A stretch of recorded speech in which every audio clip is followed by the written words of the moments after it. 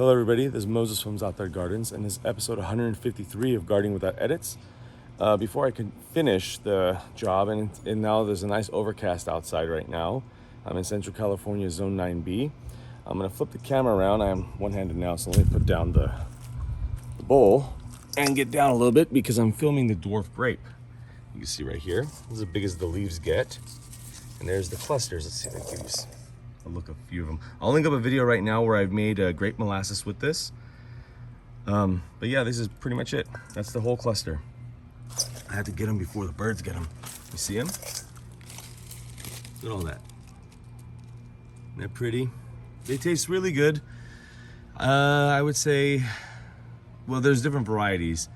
But this one tastes like half sweet, half acid. So perfect, you know. As opposed to, like, let's say flame seedless, which when it's ripe it's really sweet. But yeah, that's a nice little quick update.